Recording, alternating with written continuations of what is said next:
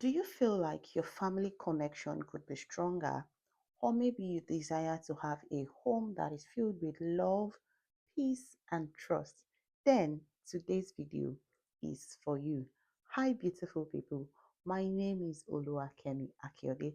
I work with young people, helping them to find clarity and to gain confidence as they go on their life's journey. I also share empowering tips that help parents to build stronger and healthy family connection. On this channel, I talk about all things that are related to family life, parenting, adulting, growing up, faith, and I share tips that help us to achieve success in life. So if any of that sounds like you, please do well to subscribe to this channel, and I promise you, you will definitely enjoy it.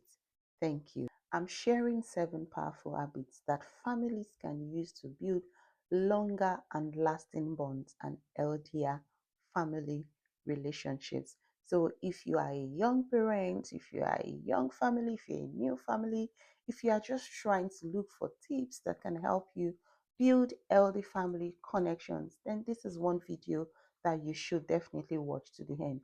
I've come to class with my notes today so that I don't miss out all of the important things that I have noted down. So the number one thing, the habit number one, is family time is non-negotiable.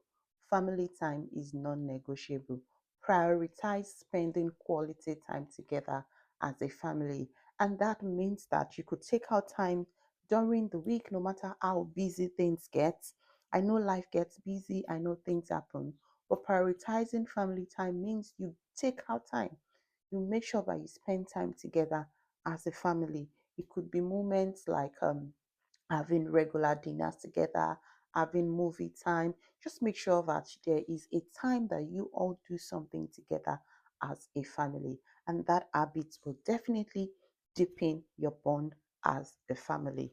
Number two is to practice open and respectful communication. Practice open and respectful communication. I've spoken about some tips that can help us to practice open communication with our children. The video is on my channel. I will link it in this one as well so you can understand what we mean by open communication. Basically means open-ended. Learn to have open-ended conversations. So this doesn't just apply to the children, so to the whole family as a whole. Practice open and respectful communication. Open communication means you're using open-ended questions to strike up conversation. You're not just doing the yes or no question, but you're practicing communication style that allows people to talk, that allows people to think, that allows people to actually express themselves. And then while you're at it, you have to be respectful with it. So it is not just a case of, "Mm, because it's me, I am the daddy of the house. Whatever I say, I can talk to the rest of you anyhow." We have to be respectful in how we speak to our children, in how we speak to our spouses, in how we speak to people who come into our homes. Because remember that as parents, we are modeling things to the children. Yeah. So if the children see that you speak to each other disrespectfully, trust me, they are going to follow suit. So be open with your conversations, with your communications rather, and be respectful while you're at it. Okay? Thank you. Um, the third habit is it's important for you as a family to define what your core family values are. Please, let me take that again. Define what your core family values are. Let every member of your family be able to say, this is our family value. And when you want to define your family value, please get the children involved. Bring them on board that we want to decide what our family values will be. These are the principles that are going to be guiding us wherever we show up, where in whatever we do, whether mommy and daddy is there, whether the children are there or not, wherever we show up, these are the values that are going to be guiding us. Define them, document it, print it, have it somewhere where anyone that even comes into your home, they can see it and they will know and they would understand. What that does for you is you're creating a path for the children to follow, and then they would be able to like just understand. And as they begin to gain their independence, They already have some set of value that they have grown up with, and all they have to do is to build on it or say, oh, I want to add more to it. So it's really good. Don't just say, oh, our family values are. Do the children know? Do you have it documented? Is it well defined? Do they understand?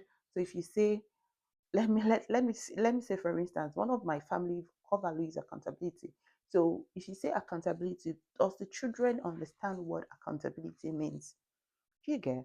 So define your core family values and make sure that everyone in the family knows what it is. Habit number 4 is show up consistently, not perfectly. Yeah, as with all things, life would happen. So some days, maybe let's say you've agreed that, oh, every Friday night, like in my family, Friday night is our movie night. But to be honest, some Fridays everybody's even too tired. Like last Friday, we were still on, okay, let's find a movie to watch, and then everybody just like got distracted. But the truth is, we already know that Friday nights are our movie night. So most Fridays we show up. But even the Fridays that we don't show up, it's fine. But we are consistent with it. We already know it's part of our routine. So with all of these things, you just have to stay committed. Nobody is expecting perfection because trust me, life will happen. But please be consistent. Be consistent with your family values. Be consistent with things generally that you have agreed to do together as a family. Habit number 4 is to set loving boundaries. Boundaries are important. Don't say boundaries are only for children. No, even for the parents, boundaries are important. If your child says to you, don't don't stomp into my room, please respect them, respect their boundaries, and don't step into their rooms. Knock before you go into their rooms. Sometimes you're like, what are you hiding? This is not me that gave birth to you and all. But we are teaching them to respect other people's boundary when you do that. So if your child says, please don't touch my things, I like my things to be arranged this way, let them arrange it that way. Don't help them to rearrange it. Don't think that, oh, it's better if you arrange it this way. If you think it's actually better to arrange it this way, have that conversation, but just don't go behind them and then move their things around, and the children come back and they're hungry and all that. That is you respecting their boundary. I've talked about defining boundaries with your children, which is really important for children to have structure. But even within the family, let us respect each other's boundary. Let us know what the boundaries are, and let us respect the boundaries. Okay? Respect each other's privacy. Teach elder limits. And more importantly, please protect your family from negative influences. Yes, I know some people might come into your family and they might feel like, what is all this? Your job is to protect your family. It doesn't matter whether someone feels you're doing too much or not. Your primary responsibility is to your family. So please protect them. Habit number 6 is to cultivate grace and forgiveness. Cultivate grace and forgiveness. I say it a lot to people that no matter how well you think you're doing you're doing your best to raise your child, children will always be children. And so there are times that they might veer off a little bit, or there are times that you might feel like, I you go to church, I pray, I teach you the Bible, why are you lying? Lying is like, it's a psychological thing, so it's not really like a major issue. It becomes a major issue if you find that it is not a pattern, it is not an habit. That is when you can then start getting worried. I'm just using that as an example. That's not to say that that's not to say I'm encouraging children to lie. But what I'm trying to say is, let's learn to have an habit of grace and forgiveness. Let's leave room for errors.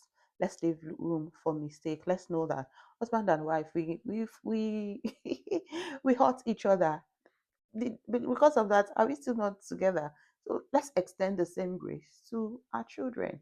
Let the children also learn to extend that same grace to their siblings. Let them know that your brother will get you angry, and that's normal because you both are different, even though you're from the same parent. But your personality differs, and so sometimes there would seem to be like a clash of interest or conflict of interest or whatever. But let them know that it's okay. Learn to forgive. As soon as something happens, let's learn to address it so that we can move beyond that as a family. Let it not be that it is now team mommy versus team daddy, and then there's like third world war in the house. Let's learn to cultivate the habit of grace and forgiveness. Let's apologize quickly to each other. It is no big deal. Parents can apologize to their children. Yes, I know parents have ego, but if we find that really I goofed on that one, then let's apologize to our children. Okay, let's offer grace generously, and always let's choose love over resentment. Let's choose love over resentment. Grace is not only a spiritual thing, it is actually the foundation for peace in our families. Okay, my final habit today, habit number 7, build your home on faith. Build your home on faith. Whatever faith it is that you practice, make sure that your home is built on faith. Let your children know God. Model loving and knowing God to them. Let your children know that your family is built on faith. This is what we stand for. This is what we believe in this family. And this is how we carry ourselves as people, as believers, as people who believe in Jesus, as people who believe in the Lordship of Jesus. Carry your family as such. Let your home be built on faith. You pray together, you study the scripture together, you in your daily activities, in the things you do daily as a family, always acknowledge God. Acknowledge God as the source of everything.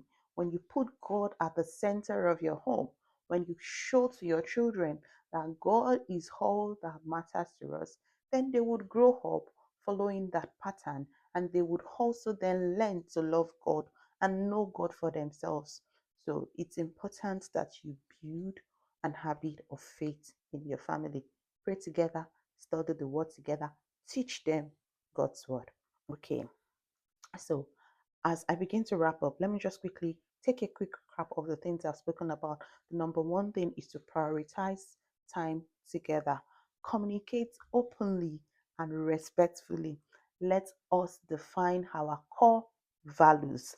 Let us know that consistency is more important than being perfect, and we must learn to set loving boundaries. It is also important for us to build to build an habit of grace and forgiveness.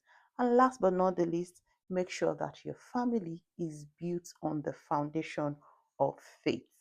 Thank you. So, which of these habits have you been practicing in your home, or which of these are you going to start practicing going on from today? Please comment below and let me know. As always, I hope you find today's videos helpful.